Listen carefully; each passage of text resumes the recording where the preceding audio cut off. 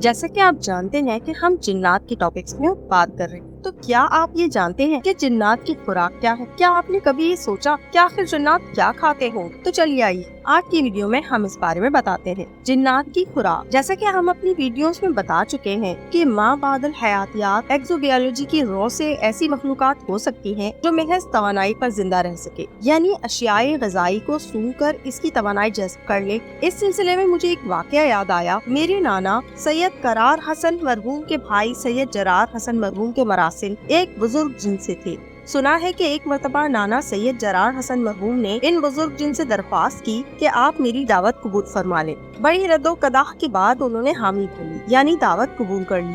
नाना सैयद जरार हसन मरहूम ने एक सवाल किया कि आप खाने में क्या पसंद फरमाएंगे? उन्होंने फरमाया जौ की रोटी, पनीर और काफूर। नाना मरहूम ने बड़े एहतमाम के साथ जौ की रोटी तैयार कराई और पनीर और काफूर के साथ उनकी खिदमत में पेश कर दी। दूसरे तीसरे रोज उन बुजुर्ग ने खाने के जो बर्तन वापस किए तो नाना मरहूम ये देखकर हैरान रह गए कि जौ की रोटियां और काफूर और पनीर तीनों खाकस्तर बनकर रह गए हैं। पूछा ये क्या? कहा कि हम आपकी तरह खाया नहीं करते, सिर्फ सूंघा करते और सूंघकर हर शय की ग़िज़ाई ताकत जज़्ब कर लेते हैं। ये जो नज़र न्याज का रिवाज है, इसकी पुष्ट पर यही नजरिया कार है। यही नजरिया कार फरमा है कि रूहें इन ग़िज़ाओं की तवानाई से शक्ल सेर हो जाती हैं। एक और वाक़ये में लिखते हैं कि शरीके हयात स्कूल से पढ़कर आ रही, घर आकर चीख मारी, अम्मी से लिपट गई और बहकी बहकी बातें करने लगी। उसने कहा कि एक निहायत भयानक सूरत मेरी तरफ बढ़ रही है। दिन में 2-3 मरतबा ये दौरा पड़ता और वो बहकी बहकी बातें करने लगी। दौरे के दौरान इसकी आवाज मर्दाना हो जाती। आमिल हजरात ने बताया कि इस पर जिन का असर है। सवाल किया गया कि तुम इस बच्ची को क्यों सताते हो? जवाब मिला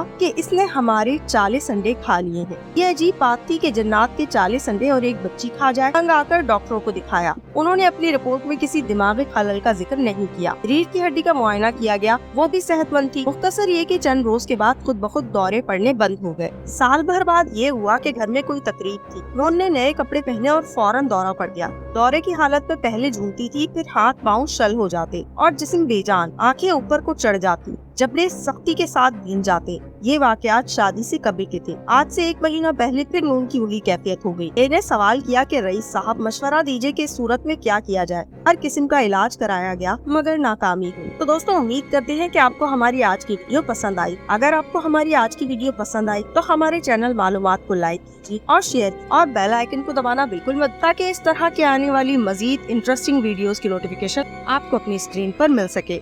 अल्लाह हाफिज।